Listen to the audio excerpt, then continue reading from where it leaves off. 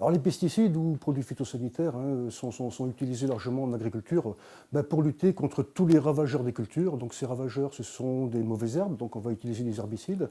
Ce sont des maladies des plantes, on va utiliser des fongicides. Ou ce sont des insectes, on va utiliser des insecticides. Donc l'agriculture représente en termes de consommation 90-95% du tonnage total des produits utilisés, sachant qu'une partie également peut être utilisée pour des usages non agricoles, les collectivités pour nettoyer les bords des routes, mais également les particuliers, les jardiniers amateurs, qui en utilisent entre 5 et 10% environ. Alors, réduire les solutions chimiques, je dirais qu'il y a un premier axe qui est sorti du Grenelle de l'environnement, donc en 2008, qui a lancé un plan de réduction qui s'appelle Plan Ecophyto. Donc ce plan Ecophyto, il a plusieurs objectifs. Un premier, c'est déjà de faire un état des lieux des consommations des produits phyto, donc bien vérifier qu'on est sur des phases de diminution d'utilisation.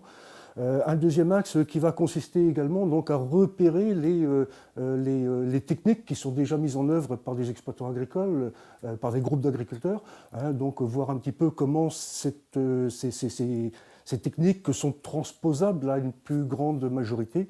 Il va y avoir tout un axe recherche également qui va être mis en place, parce qu'il y a des choses pour lesquelles on a des réponses déjà, on sait faire, et d'autres pour lesquelles on ne sait pas faire encore. Donc il faut faire évoluer cette recherche également.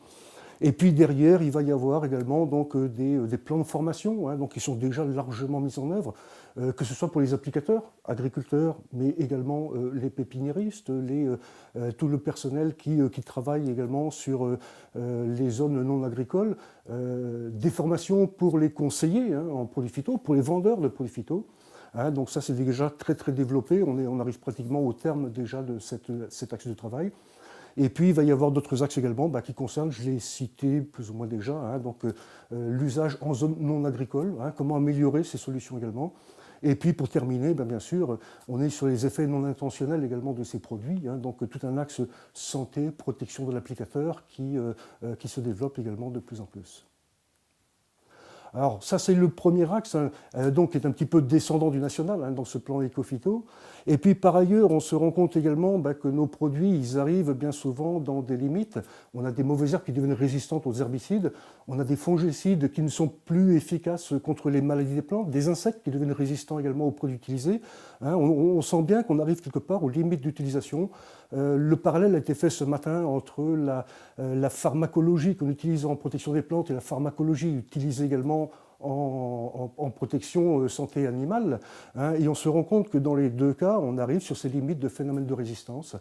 Donc ça veut dire qu'il faut peut-être revoir l'usage trop massif de ces produits et de revenir sur des fondamentaux un peu plus larges, peut-être un peu plus complexes, mais qui permettront effectivement d'avancer sur le sujet. C'est le challenge, c'est l'enjeu un petit peu de ce plan éco-phyto. Comme je l'ai dit, on a tout un axe qui a pour objectif de repérer des solutions innovantes, des technologies innovantes également, soit par les groupes d'agriculteurs, les groupes éco-défis, soit par de la recherche. Et on se rend compte, donc le travail qui a été mené depuis maintenant 2009-2010, suivant les groupes d'agriculteurs, on a effectivement des agriculteurs qui étaient déjà performants avant la mise en place de ce plan éco-phyto, qui était peu consommateur de produits phyto et avec des résultats économiques très performants.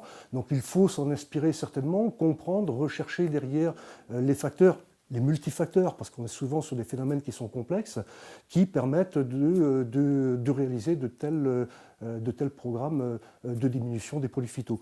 Et puis dans ces groupes, on avait également donc, des agriculteurs qui étaient à des niveaux de consommation relativement importants et qui ont eu tout un cheminement amenant vers des marges de progrès.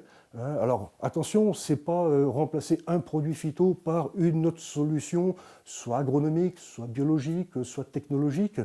C'est un ensemble de facteurs et avec une prise en compte en particulier des notions de rotation, de système de production. Ce matin également, donc Valorex nous présentait des solutions vers d'autres cultures qui permettent une amélioration de la santé animale, pourquoi pas santé humaine également derrière par la qualité des produits, mais également qui jouent un rôle agronomique fondamental par l'introduction de nouvelles cultures, nouvelles rotations, donc permettant de limiter également le développement de tout ce parasitisme.